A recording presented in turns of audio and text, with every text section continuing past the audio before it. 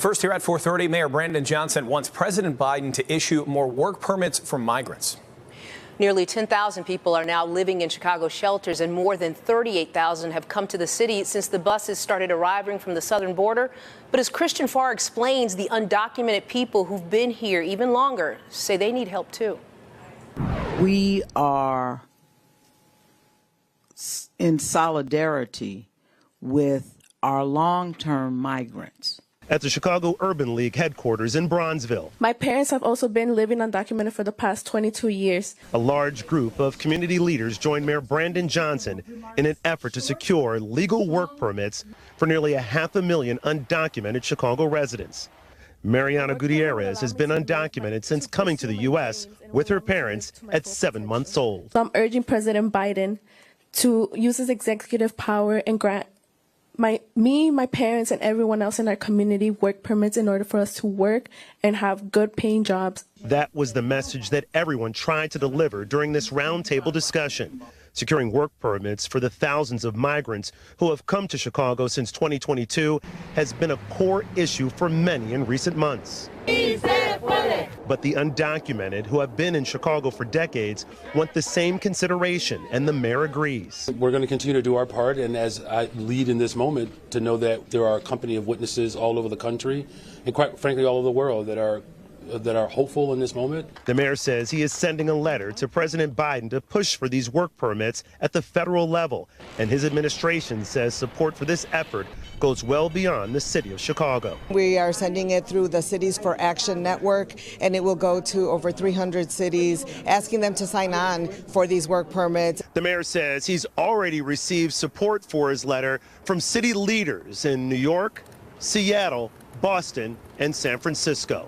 In Streeterville, Christian Farr, NBC 5 News.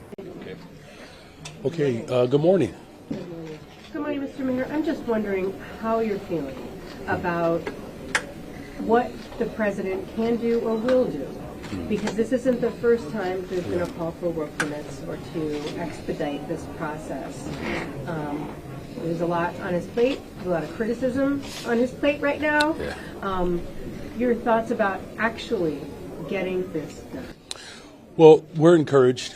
I'm always going to feel encouraged. Maybe it's because my birth order. I'm a middle child, so it's natural. But look, I'll be very humbly vulnerable. Especially as we mark and commemorate the life and legacy of Dr. King.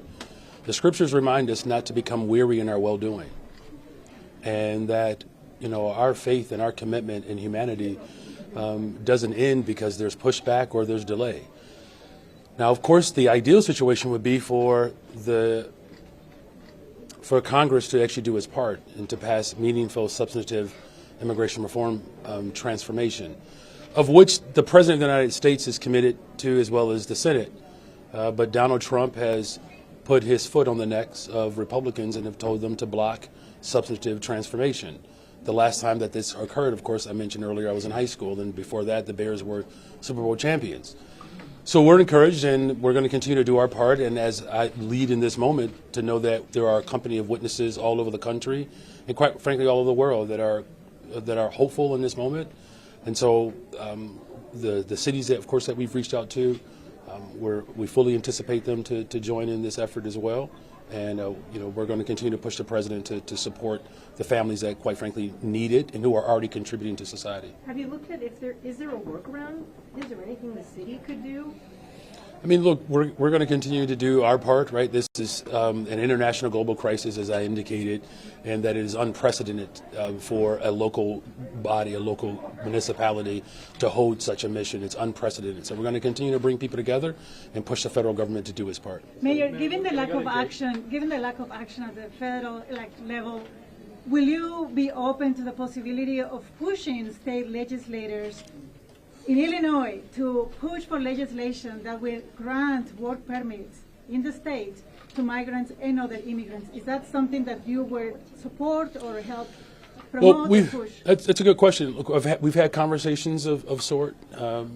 There could be an opportunity there, but again, this does not, preclude the federal government from doing what its, authority is allowed to do. So whether or not the state intervenes and pushes for something that could get us, closer towards economic security for families, absolutely, I would be open to that conversation. You talk a lot about organizing today, and there's a classic phrase: "Power concedes nothing without a demand." You've made this demand a couple times, but the federal government hasn't bought yet. What changes this time? What are you willing to do to add pressure on the federal government to help the city as you wanted to? Well, the organizing continues to grow. I mean, as what was expressed today, I mean, this is not just for a particular region. This is a global dynamic, right? And so this is affecting Black, Brown, Asian families around the world. You may be aware that the European Union, it took them 5 years to come up with a regional plan to address global population shift. So the difference is that today is a new day. Right? I mean, if our ancestors would have taken this model that somehow if you demand something and nothing happens that day, you should stop, we would not have the company that we have today. So thank you for that. That's right. That's right. Hey, Mayor, thanks so much for doing this Q&A. Can you tell me a little bit more about this letter that you alluded to in your remarks earlier? And can you also speak to whether you talked with Governor Pritzker about this? Where does he stand on this? What could he do as head of the state on this issue? Well, I mean, look, the letter is pretty straightforward. Work authorization is what we need. It's simple. I mean, look, these families are finding ways to stretch ends to make them meet. What we're just simply saying is that people should not have to duck and hide to contribute, to society. We're talking about trillions of dollars of investment as a result of the growth of our population, of which we have room.